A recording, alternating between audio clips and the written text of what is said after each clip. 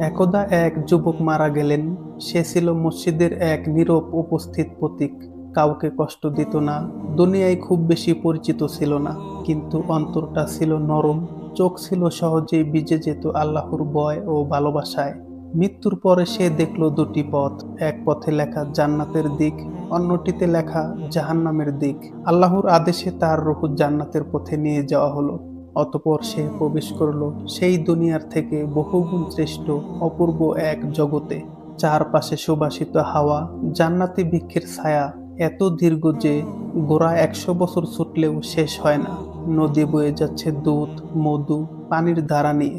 পাখিরা গাইছে, ফেরেশতারা বলছে সালামুন আলাইকুম, হে আল্লাহর বান্দা, তুমি সফল হয়েছো। যুবক অবাক হয়ে বলল, হে মাবুদ, এটা তো আমি কল্পনাও করিনি। আমি তো এতটা বড় আলেম ছিলাম না, এত বেশি দানও করিনি। এক কণ্ঠ বলে উঠল, তুমি যেমন আমার জন্য রাতে কেঁদেছিলে, তুমি যেমন রিজিক কম থাকার পরেও অন্যকে খাওয়ালে, তুমি যেমন ক্ষমা চাইতে লজ্জা পাওনি, আজ আমি তোমার সেই আন্তরিকতা কবুল করে নিয়েছি। এজন্যই তুমি আজ শান্তির মধ্যে। আর জান্নাতের আরামের কথা কি বলবো ভাই।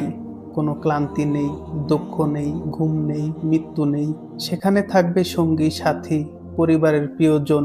সেখানে এমন ফল থাকবে যা শুধু চোখ দেখে না, হৃদয়ে প্রশান্তি এনে দেয়। জান্নাতের সবচেয়ে বড় নিয়ামত আল্লাহর দর্শন। যেদিন জান্নাতীরা আল্লাহ রব্বুল আলামিনকে সরাসরি দেখবে আলোর মতো। অতঃপর সেই যুবককে একবার জাহান্নামের ভয়াবহতা দেখানো হলো, যেন সে চিরকাল কৃতজ্ঞ থাকে। তিনি দেখলেন আগুনের বিশাল সাগর, যেখানে আগুনের রশি দিয়ে মানুষকে টেনে আনা হচ্ছে। লোকে বলছে, হে আল্লাহ, আর নয়, শুধু একবার ফিরিয়ে নাও দুনিয়ায়। তাদের খাবার গরম তেল, কাটার মতো চাক্কুম গাছ, পানীয় ফুটন্ত পানি যা অন্তর ছিন্ন ভিন্ন করে দেয়। তাদের চামড়া পুড়ে গেলে আবার তৈরি করে দেওয়া হয়, যেন শাস্তি অব্যাহত থাকে। কেউ কেউ দাঁত চেপে বলছে, হে মাবুদ, আমি দুনিয়াতে যদি একটি সিজদা করতাম, আজ হয়তো এই আগুনের মাঝে থাকতাম না। কেউ কেউ জ্বলন্ত আগুনের মাঝে তার মা বাবার নাম নিচ্ছে, ভাইয়ের নাম নিচ্ছে, কাঁদছে, কিন্তু কেউ সাহায্য করতে পারছে না। এই দৃশ্য দেখে যুবকের চোখে পানি, কণ্ঠ কেঁপে উঠে সে বলে, হে মাবুদ, আমি কতটা ভাগ্যবান, তুমি যদি দয়া না করতে, আমিও আজ হয়তো ওই আগুনে পুড়তাম। এক ফেরেশতা বললেন, আল্লাহ যখন কাউকে ভালোবাসেন তখন তাকে এমন পথ দেখান যা সে বুঝতেই পারে না। তুমি তার ভালোবাসার প্রমাণ।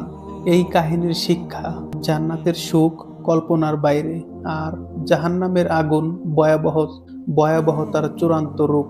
আমরা দুনিয়ায় ছোট কাজ করি, কিন্তু আল্লাহ সেই ছোট কাজের নিয়ত, আন্তরিকতা দেখেন। জান্নাত এমন এক স্থান যেখানে ক্লান্তি নেই, দুঃখ নেই, শুধু আরাম। জাহান্নাম এমন এক স্থান যেখানে মানুষ দুনিয়ার ক্ষণস্থায়ী পাপের জন্য অনন্ত শাস্তি ভোগ করে। অতএব আজ থেকেই নিজের গন্তব্য ঠিক করো, তুমি কোথায় যেতে চাও। শেষ কথা, জান্নাত আর জাহান্নাম এ দুটি চিরস্থায়ী গন্তব্য। একটির শুরুতেই রয়েছে চিরশান্তি, অন্যটির মধ্যে আছে চিরশাস্তি। আমরা এখনো সুযোগে আছি, ফিরে আসার সময় আছে।